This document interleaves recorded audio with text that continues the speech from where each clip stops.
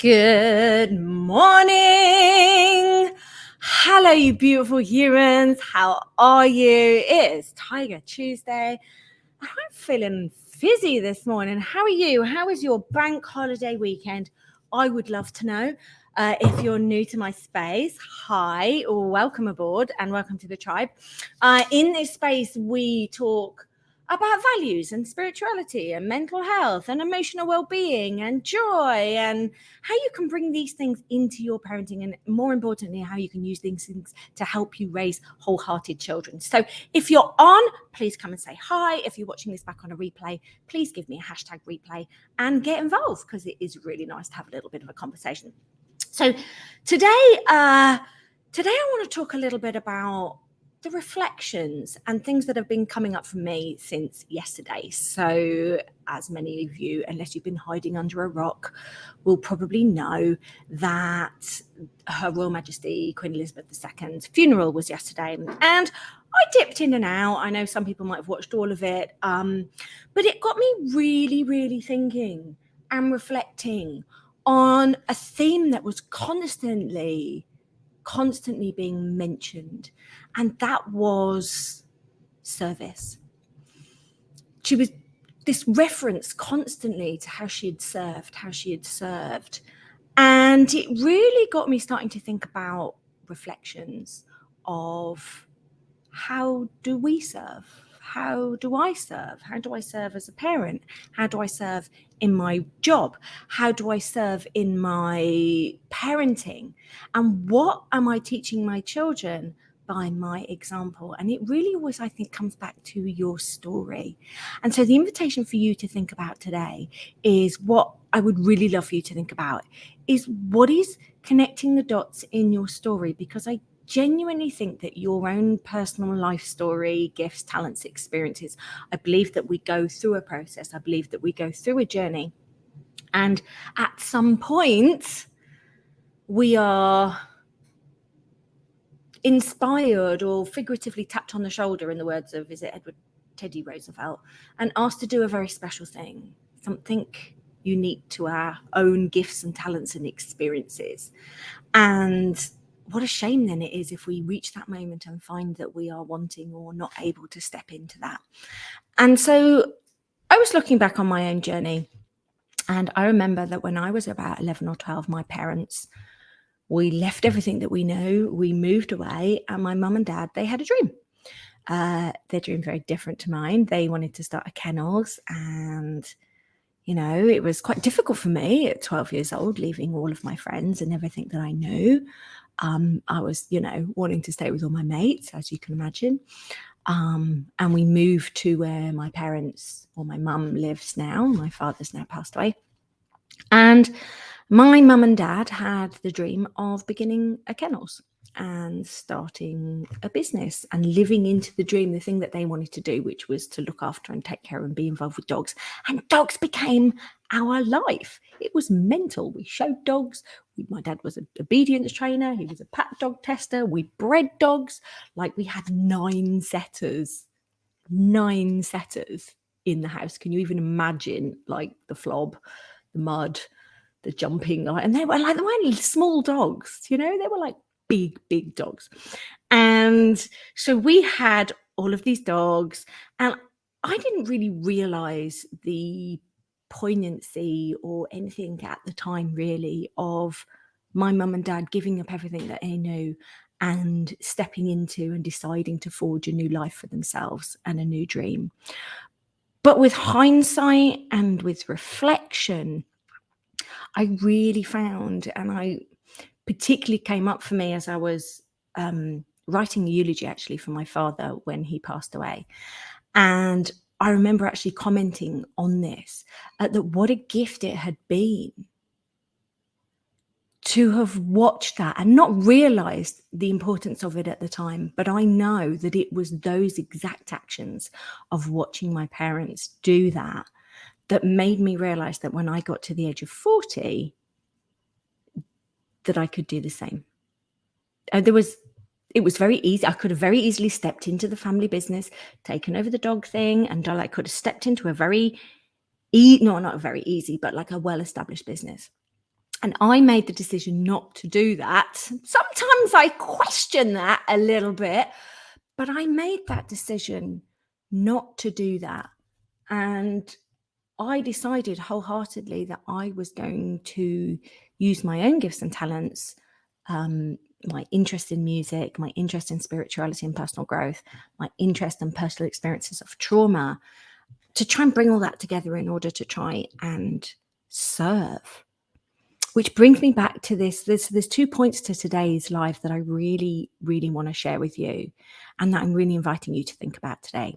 So the first one is how much your story is going to contribute to how at some point in your life you are very likely to show up and share and contribute, because I genuinely think that there is no greater joy, or there is no, I think, more fulfilling as being of service, which is what we were seeing consistently and persistently in the media yesterday.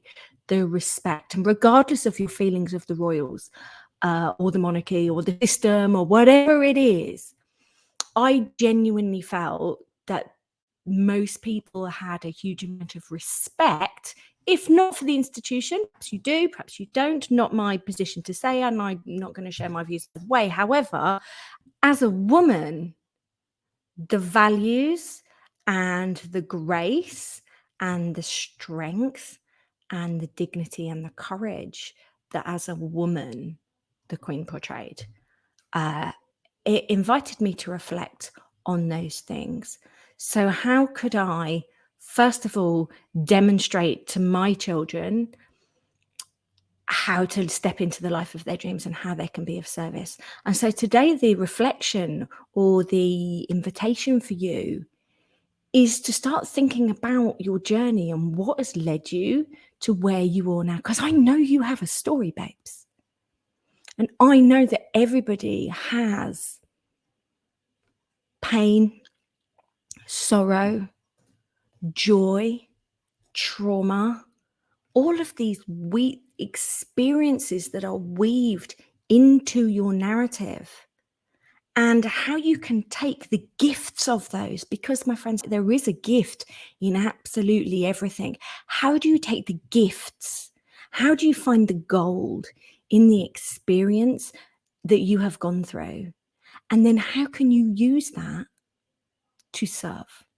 How can you use that to help others? Because we rise by helping others rise. Pure and simple.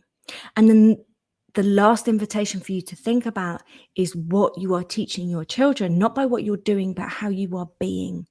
And I'm going to bring that back to the dignity and the grace and the presence and the way that you handle things, the way that you portray yourself, the way that you handle difficult emotions, the way that you are becoming, and I say this a lot in my programs, the model and not the mirror for your children.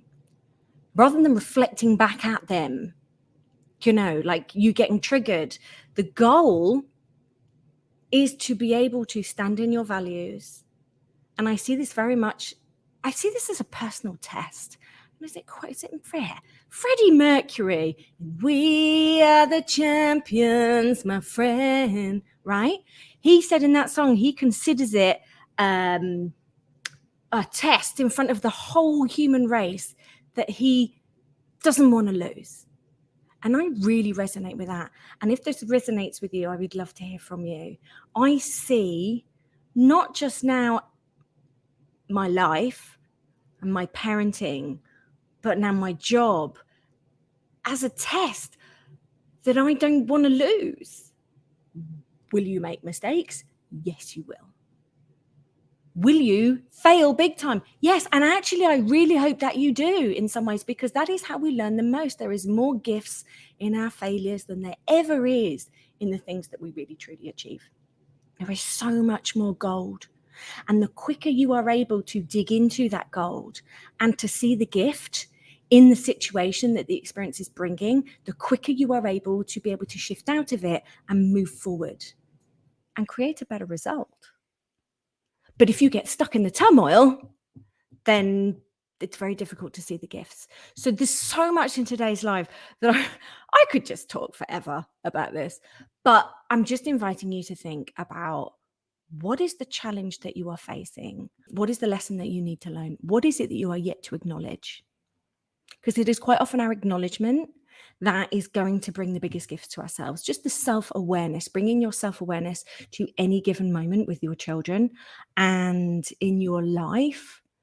And it's this feeling, and I talk about this with my clients a lot, it's being in the world, but not of it.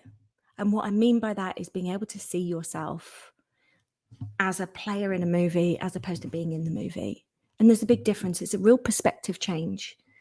And when you're able to do that and sit back and look and be objective as things are happening, then you are going to be able to consciously curate your experience and steer your relationship, your family ship, into the direction of the outcome that you want, of the life that you want.